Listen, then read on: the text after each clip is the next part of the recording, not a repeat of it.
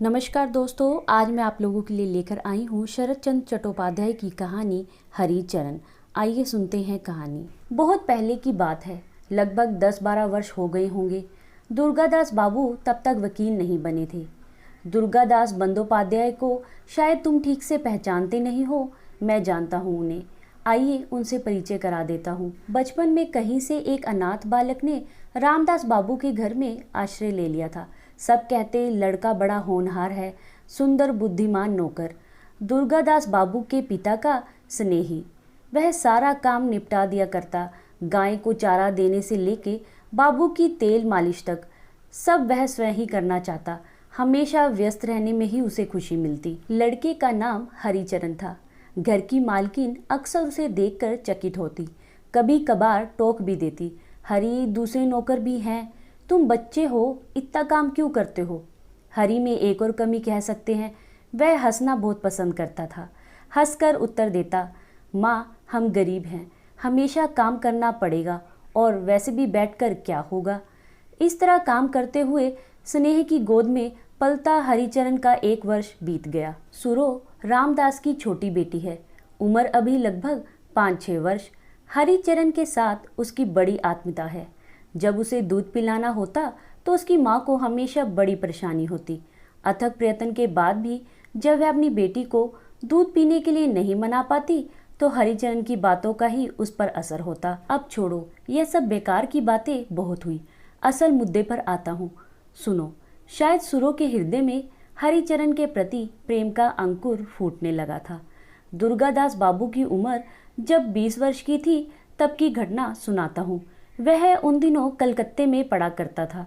घर आने के लिए स्टीमर पर दक्षिण की ओर जाना पड़ता था। उसके बाद भी लगभग 10-12 कोस पैदल चलना होता। राह इतनी सुगम नहीं थी, इस कारण दुर्गादास बाबू घर बहुत कम आते। इन दिनों वह बीए पास होकर घर लौटे हैं। माँ अत्यंत व्यस्त थी। उन्हें अच्छी तरह खिलाना पिलाना देखभाल करना जैसे पूरे घर में उमड़ पड़ा था। दुर्गादास ने पूछा, माँ यह लड़का कौन है? यह एक कायस्थ का बेटा है, माँ बाप नहीं है, इसलिए तुम्हारे पिता ने उसे रखा है। नौकर का सारा काम कर लेता है और बिल्कुल ही शांत प्रकृति का है, किसी बात पर भी क्रोधित नहीं होता। माँ बाप नहीं है, उस पर छोटा सा बालक, मैं उससे बहुत स्नेह करती हूँ। दुर्गादास बाबू को हरिचरण का यही परिचय मिला। जो भी हो, आजकल हरिचरण का काम बहुत बढ़ गया है, पर इससे वह तनिक भी असंतुष्ट नहीं है। छोटे बाबू दुर्गादास को स्नान कराना, आवश्यकतानुसार घड़े में जल भरकर लाना, ठीक समय पर पान उपलब्ध कराना, उपयुक्त आवश्यकतानुसार हुक्के का प्रबंध इत्यादि में वह अत्यंत चतुर था। दुर्गादास बाबू भी अक्सर सोचते, लड़का बड़ा ही इंटेलिजेंट है।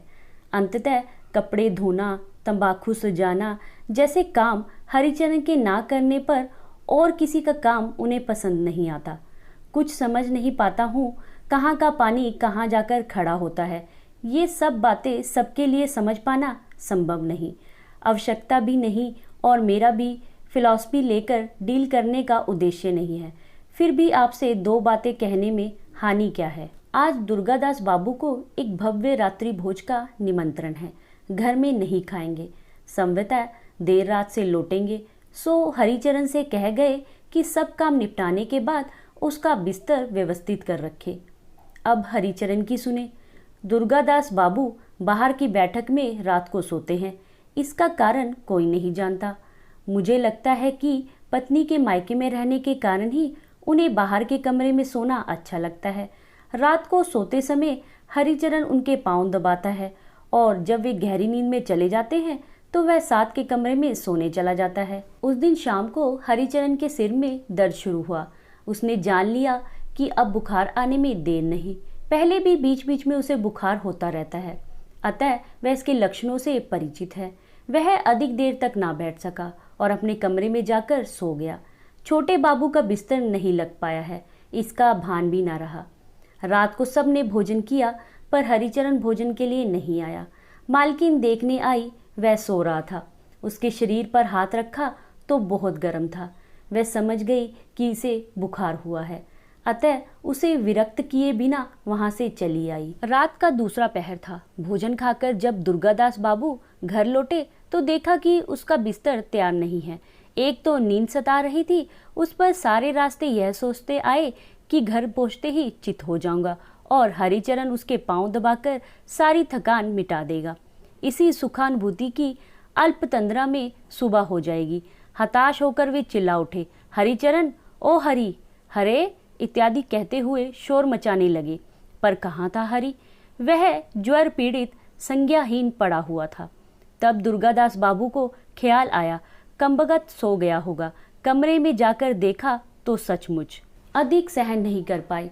जोर से उसे बालों से पकड़कर खींचते हुए बिठाने की कोशिश की, पर वह फिर से निढाल होकर बिस्तर पर गिर पड़ा। तब क्रोध में झुलसे दुर्गादास को हित अहित का ज्ञान न रहा और हरि की पीठ पर जूता पहने ही आघात किया। उस भीषण चोट से हरिचरण की चेतना लौटी और वह उठकर बैठ गया। दुर्गादास बाबू ने कहा, तो जनाब मजे से सो रहे हैं, बिस्तर क्या मैं स्वयं लगाऊंगा? कहते हुए उनका क्रोध और भड़का। हाथ में थामे बेंत से उसकी पीठ पर 2-3 जड़ दिए। उस रात जब हरि उनके पांव दबा रहा था तब शायद एक बूंद आंसू दुर्गादास बाबू के पांव पर गिरा था। फिर तो सारी रात दुर्गादास बाबू सो नहीं पाए। वह एक बूंद आंसू बहुत गर्म महसूस हुआ था। दुर्गादास बाबू हरिचरण को बहुत प्यार करते थे। उसकी नर्मता के लिए वे ही क्यों, वह सबका प्रिय पात्र था। विशेषकर इस महीने भर की घनिष्ठता में वह उनका और भी अधिक प्रिय हो उठा था। रात में कई बार दुर्गादास बाबू को लगा कि एक बार देख आए, कितनी चोट लगी है, कितनी सूजन हुई है, पर वह एक नौकर है, अच्छा नहीं लगेगा। कई बार मन में आया कि एक बार पूछ कर आए, बुखार कम हुआ क्या, पर उससे लज्जा महसूस होती। सुबह हरिचरण मुंह धोकर पानी ले आया, तंबाकू सजाया। दुर्गादास बाबू काश तब भी अगर कह पाते, वह तो बालक है, अब भी 13 वर्ष का कहाँ हुआ है। बालक समझकर ही अपने पास खींचकर देखते, बेद के आगाज से कितना रक्त जमा है, जूते से कितना सूजा है, बालक ही तो है, लज्जा की क्या बात है। 9 बजे के लगभग कहीं से एक तार आया। उससे दुर्गादास बाबू का मन विचलित हो उठा। खोलकर देखा पत्नी बीमार है। उनका हृदय बैठ गया। उसी दिन कलकत्ता लौटना पड़ा। गाड़ी में बैठते हुए सोचा, भगवान समझूंगा प्रायश्चित हुआ। प्राय महीना हो गया। दुर्गादास बाबू का चेहरा आज प्रफुल्ल है। उनकी पत्नी बच गई। घर से आज एक पत्र आया, उनके छोटे भाई का था। लिखा हुआ था, बड़े दुख की बात है, कल सुबह 10 दिन ज्वर से भुगते हुए हमारे हरिचरण की मृत्यु हो गई। मरने से पहले उसने कई बार आपको देखना चाहा था। बिना माँ बाप का अनाथ। धीरे धीरे दुर्गादास बाबू ने उस पत्र को चिंदी चिंदी कर फेंक दिया। दोस्तों, इस कहानी का अंत यहीं पर होता है। आप सुन रहे थे शरतचंद्र चट्टोपाध्याय की कहानी हरिचरण। दोस्तों, कहानी आपको कैसी लगी मुझे कमेंट करके ज़रूर बताइए। अगर आपको कहानी अच्छी लगी है तो इसे लाइक एंड शेयर करना मत भूलिए। ऐसी ही बेहतरीन कहानियाँ सुनने के लिए चैनल को सब्सक्राइब कर लीजिए। मिलेंगे एक नई कहानी के साथ। कहानी सुनने के लिए धन्यवाद।